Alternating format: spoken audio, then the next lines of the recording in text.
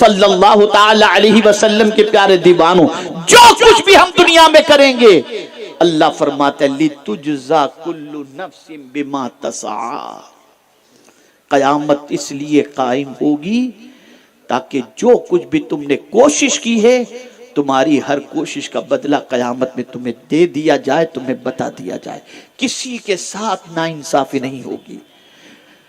اللہ ارشاد فرماتا ہے وَأَنَّ اللَّهَ لَيْسَ بِظَلَّامٍ لِلْعَبِيدِ، اللہ اپنے بندوں پر ظلم نہیں کرتا، وہ انصاف کا دن ہے۔ جواب دہی کے تصور سے ڈرو، جواب دہی کے تصور سے کانپو، اللہ کی بارگاہ میں کیا جواب دو گے؟ اسی لیے آقا کریم صلی اللہ علیہ وسلم نے فرمایا بندہ قیامت کے دن اپنی جگہ سے ہل نہ سکے گا جب تک کہ 5 سوالوں کے وہ جواب نہ دے دے۔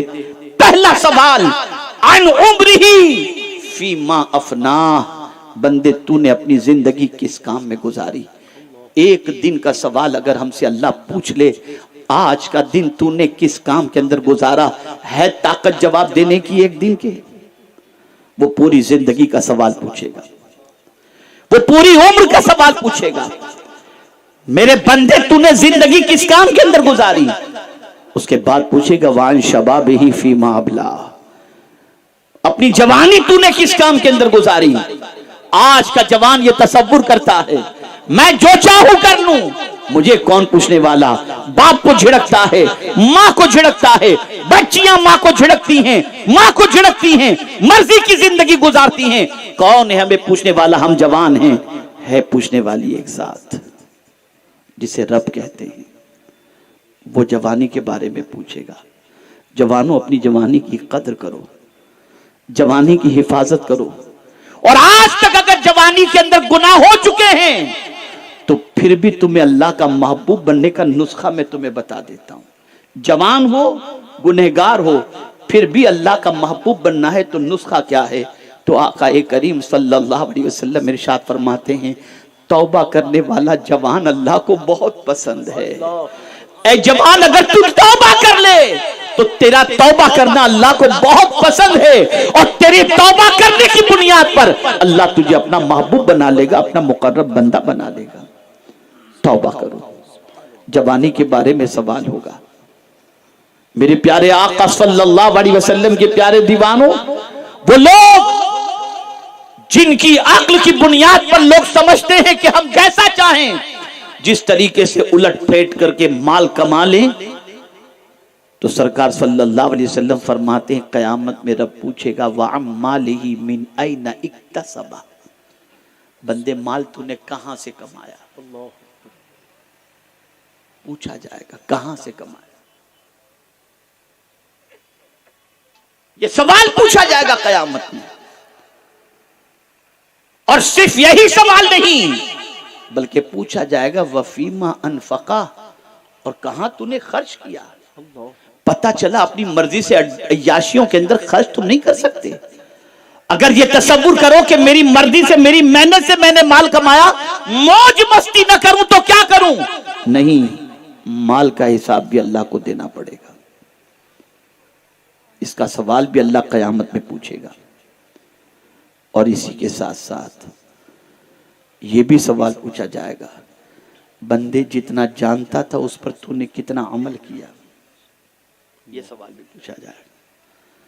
اور اس سوال پر وقت کے جلیل القدر علماء لرز جاتے، اسی لیے حضرت فضیل بن عیاض رضی اللہ المولا تبارک و تعالی عنہ اپنی والدہ سے اجازت لیتے ہیں، ماں مجھے اجازت دے تو شہر میں ایک بڑے خطیب آئے ہیں، میں ذرا ان کا خطاب سن لوں۔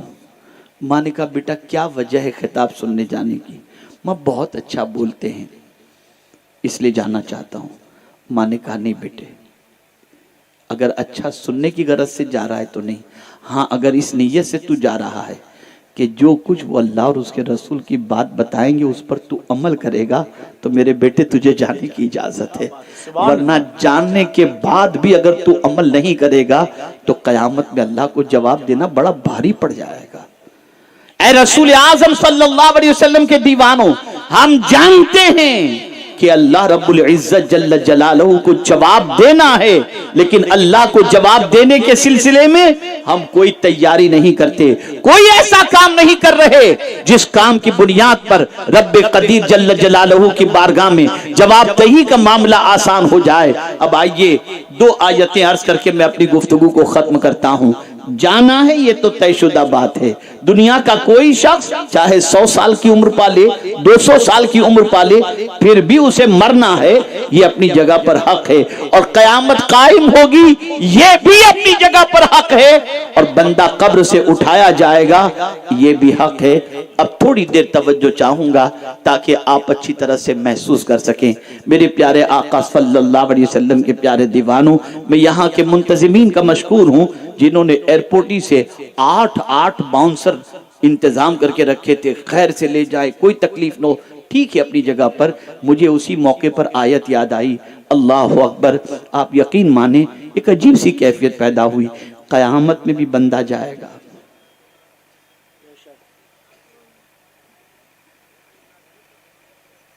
قیامت میں بھی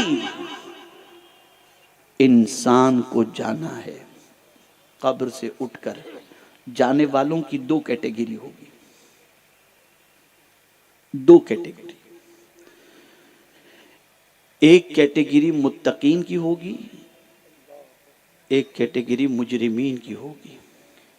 2 کیٹیگری، متقین کیسے جائیں گے اور مجرمین کیسے جائیں گے؟ تو قرآن کہتا ہے یوم نحشر المتقین الی الرحمن وفدا۔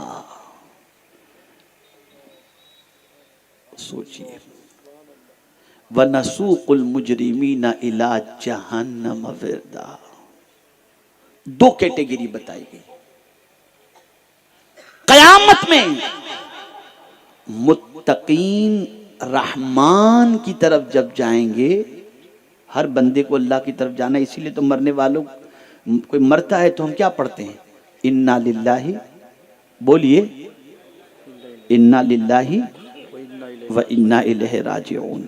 ہم اللہ کے لیے ہیں اور پلٹ کر اسی کی طرف جانا ہے، تو ہم کو اس کی طرف جانا ہے، لیکن کیسے جانا ہے؟ جانے والے کی 2 کیٹیگری قرآن بیان کرتا ہے۔ یوم نحشر المتقین الی الرحمن وفدا، قیامت کے دن رحمان کی طرف جب پرہیزگار بندے جائیں گے، اللہ سے ڈرنے والے بندے جائیں گے، متقین بندے جائیں گے، تو ان کی کیفیت کیا ہوگی معلوم ہے آپ کو؟ ان کی کیفیت یہ ہوگی وہ مہمان بن کر کے جائیں گے اور رب ان کی میزبانی کرے گا، وہ اللہ کے مہمان بن کر کے جائیں گے۔ یہاں جنت کا تذکرہ نہیں کیا گیا، یوم نحشر المتقین الی الجنہ الی الرحمن فرمایا گیا کہ رحمان کی طرف جب متقین جائیں گے تو اس طرح سے جائیں گے کہ رب میزبانی کرے گا اور متقین بندے اللہ کے مہمان ہوں گے۔ اللہ اکبر! اگر سچا کوئی میزبان ہوتا ہے تو مہمان کی ہر خوشی کا خیال کرتا ہے، میرے مہمان کو پسند کیا ہے، میرے مہمان کو اچھا کیا لگتا ہے، میرے مہمان کو راحت کیسے پہنچے۔ اللہ اکبر! تو جب میرا مالک میزبان ہوگا تو کہتا ہے بندے غم نہ کر، آج پوزیشن تیری یہ رہے گی، دنیا میں میں نے جو چاہا تو نے وہ کیا، آج تو جو چاہے گا میں وہ کروں گا۔ وَلَكُمْ فِيهَا مَا تَشْتَهِي أَنفُسُكُمْ وَلَكُمْ فِيهَا مَا تَدَّعُونَ۔ سبحان اللہ، سبحان اللہ۔ اللہ قیامت میں بندے کی خوشی چاہے گا۔ بندہ کیا چاہیے؟ صرف تو تمنا کر تیرے سامنے حاضر ہو جائے۔ تو متقین جو دنیا میں اللہ سے ڈرتے رہے، جواب دہی کے تصور سے گھبراتے رہے، جواب دہی کے تصور سے کانپتے رہے، حساب کے تصور سے کانپتے رہے، جب وہ اللہ کی بارگاہ کے اندر قیامت میں حاضر ہوں گے تو سچویشن یہ ہوگی، فرشتوں کا پروٹوکول ہوگا، فرشتوں کے گھیرے میں جائیں گے، فرشتے ان کو لے کر کے جائیں گے اور وہ رحمان کی طرف جا رہے ہوں گے۔ لیکن جانے والا اگر مجرم ہے، پاپ کے اندر ڈوبا ہوا ہے، گناہوں کے دلدل میں ڈوبا ہوا ہے، اللہ کی نافرمانی کے دھبے اس کے دامن پر لگے ہوئے ہیں اور زندگی کفر و فجر کے اندر اس نے گزار دی ہے، وہ فاجر ہے، کافر ہے، تو جانتے اس کی پوزیشن کیا ہوگی؟ وَنَسُوقُ الْمُجْرِمِينَ إِلَىٰ جَهَنَّمَ وِرْدًا۔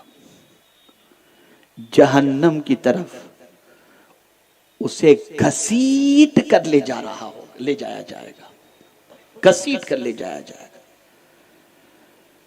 आपने देखा होगा कोई मिनिस्टर जाता है तो पुलिस उसके साथ खादिम की हैसियत से होती है, और अगर कोई मुजरिम को लेकर के पुलिस जाती है तो हाथ और पैर के अंदर बेड़ियां और हथकड़ियां लगी होती हैं, घसीट कर ले जाया जाता है।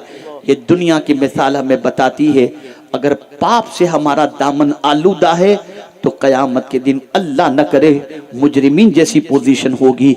और अगर हमने अल्लाह से डर कर अपनी जिंदगी गुजारी तो अल्लाह अपने करम से अपने फजल से इस तरह से अपनी बारगाह में बुलाएगा कि हम मेहमान बन करके जा रहे होंगे और मौला हमारी मेजबानी करेगा। ए रसूल आज़म सल्लल्लाहु अलैहि वसल्लम के दीवानों, जिंदगी बड़ी कीमती है, दोबारा नसीब नहीं होगी, फिर दुनिया में नहीं आना। एक बार दुनिया में आ गए, अब दुनिया से जाना है, दुनिया में दोबारा नहीं आना। इसलिए इस दुनिया की जिंदगी को गनीमत जानकर अल्लाह की फरमाबरदारी करो, अल्लाह की इताअत करो, अल्लाह के रसूल सल्लल्लाहु अलैहि वसल्लम की इताअत करो। मैंने ऐसे सख्त दिल लोगों को भी देखा हूं कि जो कब्रिस्तान जाकर कहे लगाते हैं, ऐसे जालिमों को भी देखा हूं जो कब्रिस्तान जाकर बिजनेस की बात करते हैं। ये वो दिल हैं जिन दिलों की सख्ती इतनी हो चुकी है, गुनाह करते करते करते करते, और खास तौर पर कभी दौलत यहां तक हो जाती है तो दिल ज्यादा सख्त हो जाता है, इल्ला माशाअल्लाह। फिर वो सोचते नमाज हम क्यों पढ़े, खाने का न हो वो नमाज पढ़े, अल-इयाज़ु बिल्लाह।